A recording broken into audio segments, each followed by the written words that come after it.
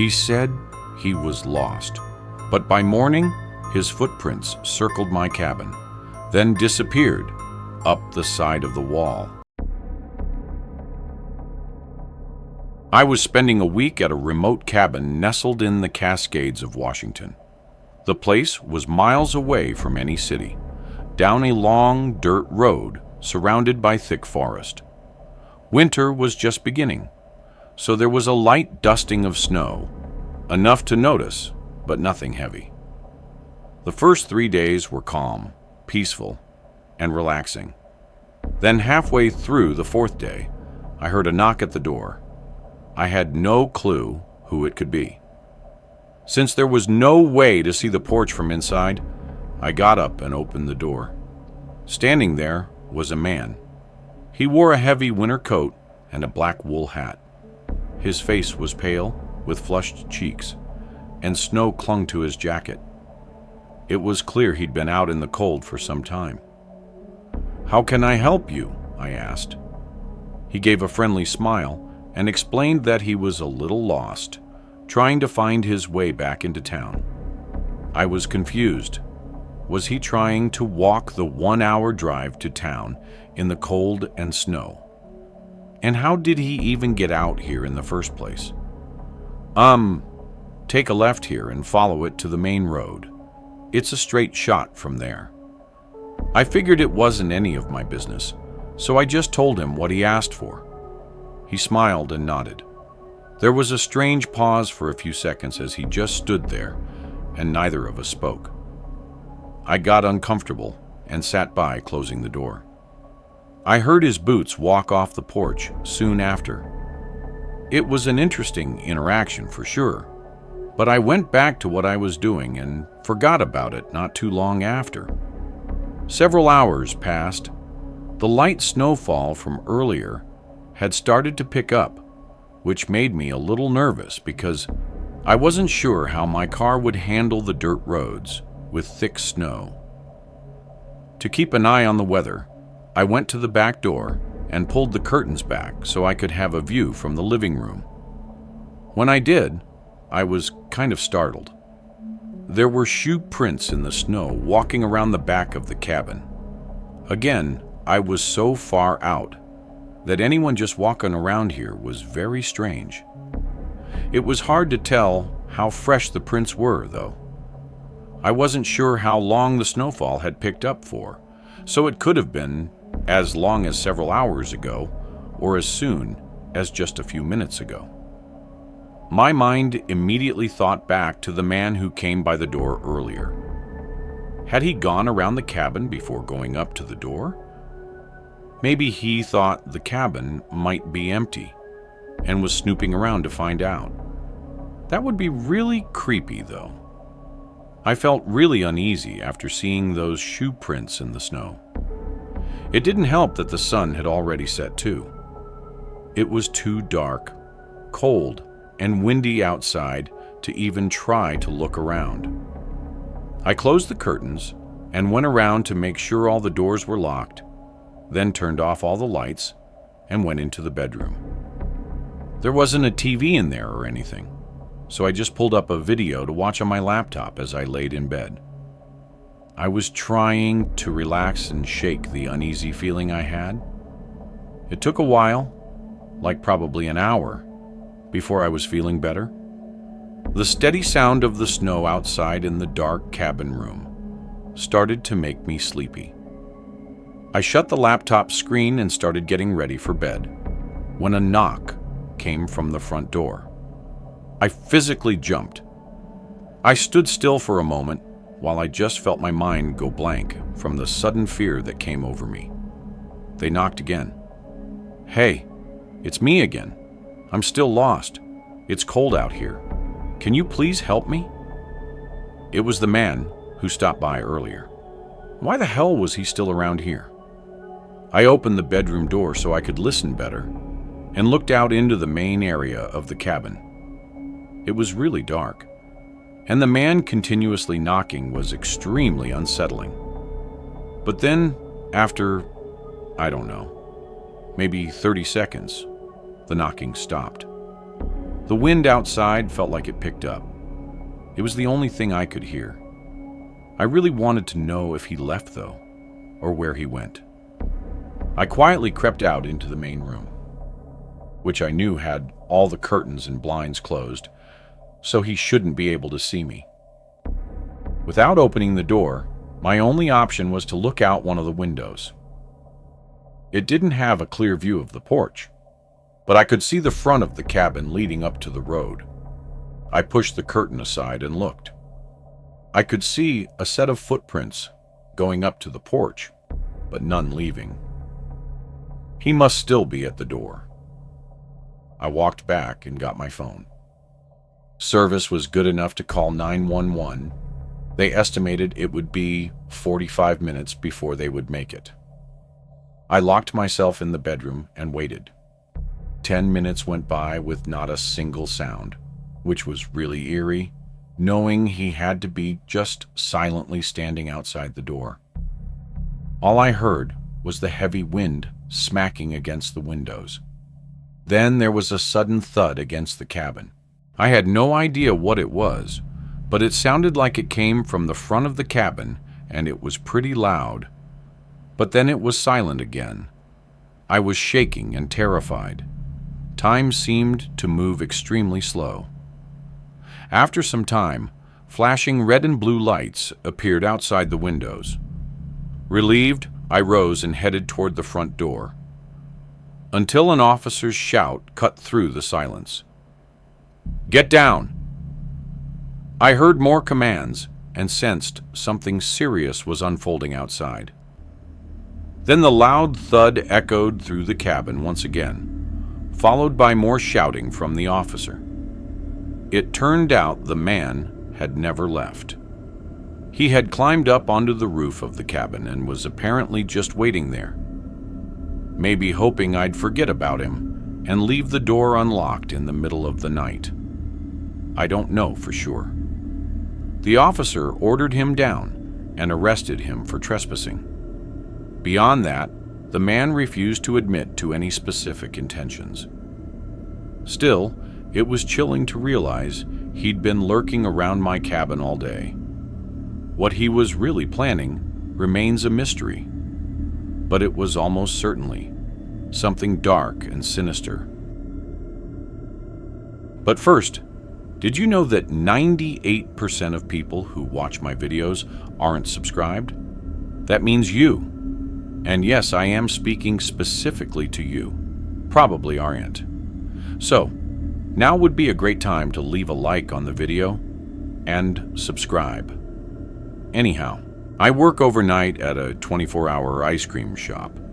It's a tiny spot, basically just one room, that could fit maybe 10 customers at once. Still, it's pretty popular in our small town.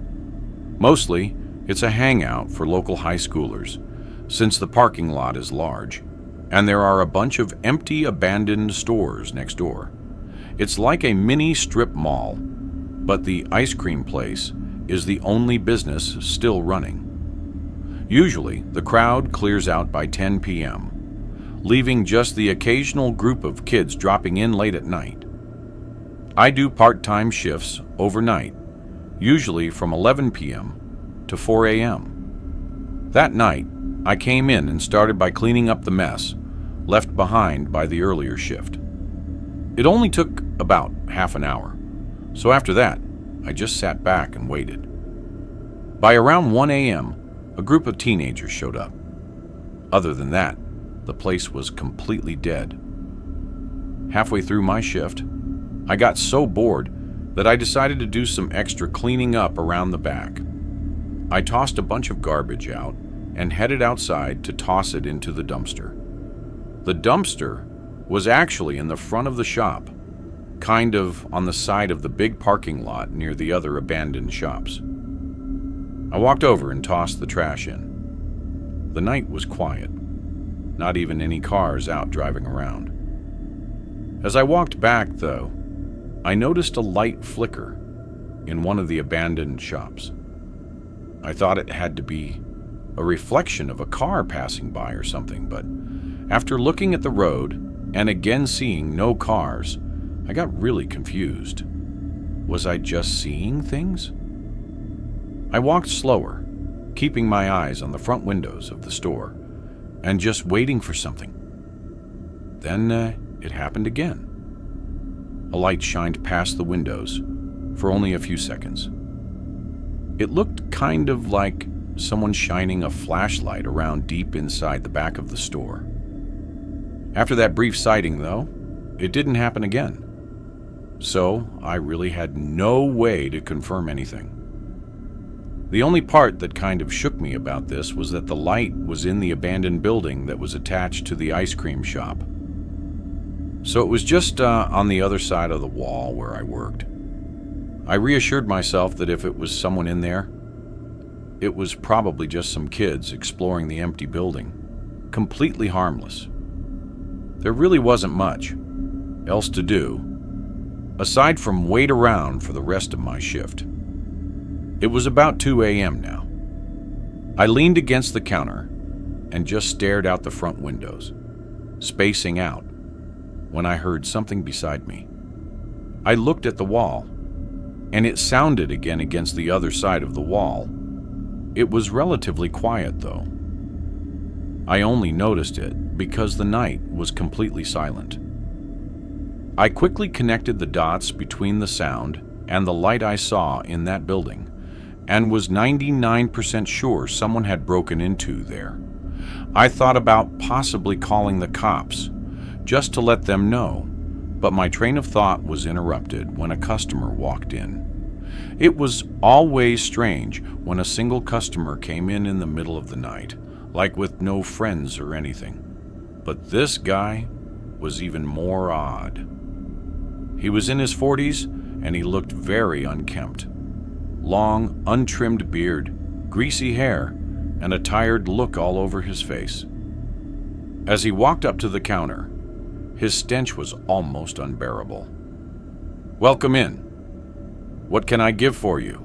He looked at me, then at the display case, then back up at me after a few seconds of him not saying anything. He smiled, backed up, and left out the door. I whispered what the hell under my breath, really creeped out by that encounter. It was insanely odd.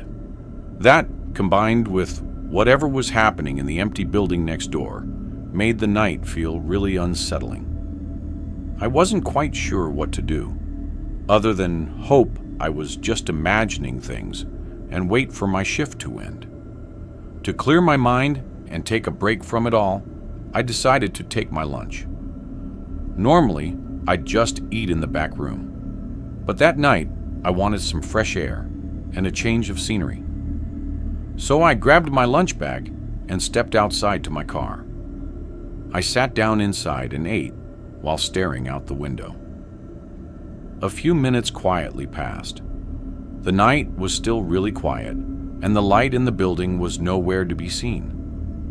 Then I saw someone come around the corner of the shop, followed by another person. I recognized the jacket being the same strange guy that came in only a few minutes ago. The other guy I hadn't seen before, but he had something in his hand. I was far away, but I was reasonably certain that it was a flashlight. I felt a lump in my throat as I watched the men go into the ice cream shop and start looking around. Not like customers looking for someone to take their order, but like angry men searching for their victim. I dialed 911. The men jumped over the counter and looked in the back room, coming back out 30 seconds later and running out of the shop. They didn't steal anything. They were definitely looking for me. They ran around the back of the building and disappeared. When cops got there, the men were gone. One of the empty stores had its door broken open, so those guys had definitely been inside. What exactly they were doing in there remains a mystery. It seemed like one of them came into the ice cream shop to check if I was alone, then went back to fetch his friend. By coincidence, I happened to be eating my lunch in the car at that moment. If I hadn't, I'm not sure what might have happened next. I live in a pretty old apartment building. It was just affordable enough for me to live alone, and that was really the only reason I chose it. But it definitely came with its fair share of problems. Anyway, this was just a typical night after finishing work. It was late, though I'd actually left work 2 hours early. I got home, heated up some dinner, and then settled on the couch to watch TV for the rest of the evening. I was already exhausted and had no plans to stay up late. The dim lights and the soft glow from the TV only made me feel sleepier. I think I was home for barely an hour before deciding to call it a night. I turned off the TV, headed to my bedroom, and was asleep within 5 minutes. I don't recall it being windy that night. I mentioned that because a few hours later, I woke up to a creaking noise. Since the building is old, even a light breeze usually makes it shift and causes these echoing creaks and groans through the walls. But this time, I didn't think it was windy outside, and the creak I heard wasn't the usual kind.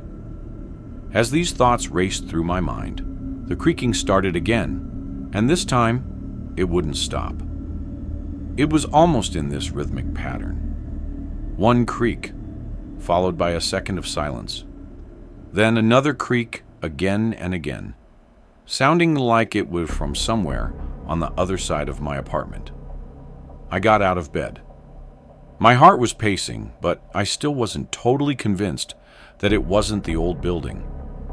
I opened my bedroom door.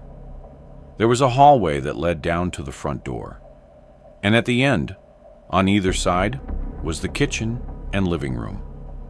I looked down the hallway as I could now hear that the creaking was coming from the left side.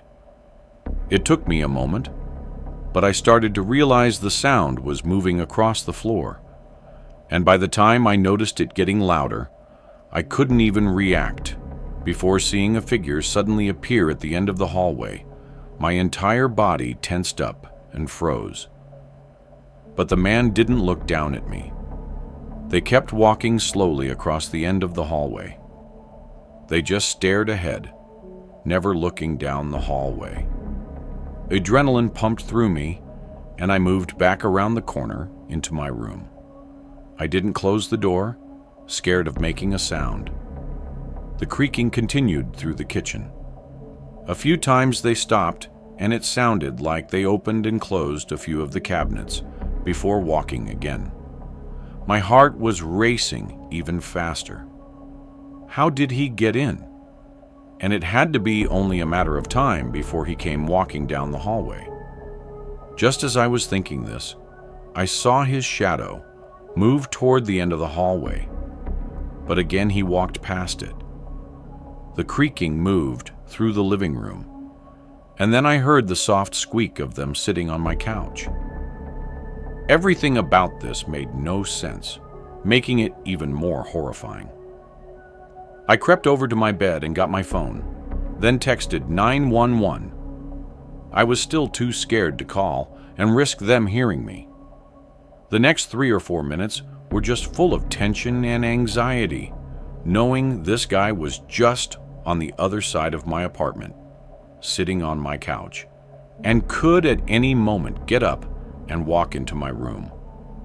But he never did. I got a text that the officers were in the building and coming up to my door, so I gathered up my courage and sprinted down the hallway and opened the door for them. They stormed in and tackled the guy, who'd barely even gotten up from the couch. I didn't recognize the man at all.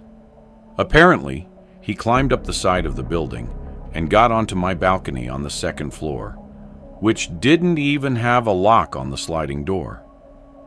It feels almost impossible that this wasn't a targeted break-in at my place.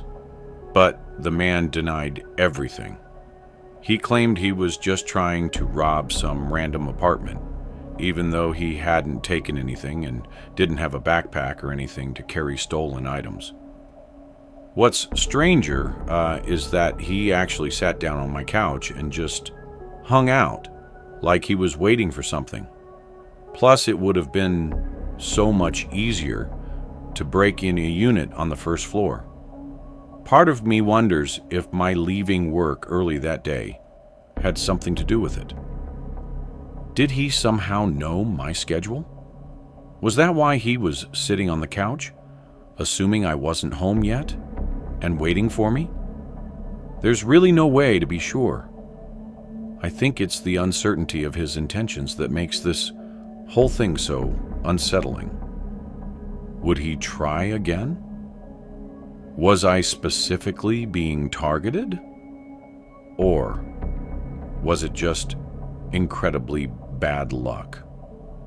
I'm really hoping I won't have to come back with a similar story in the future. If you enjoyed this video, don't forget to hit the like button and subscribe to the channel for more amazing video. Turn on the notification bell so you don't miss any updates. All right, that's it for today. Take care, and I'll see you in the next one.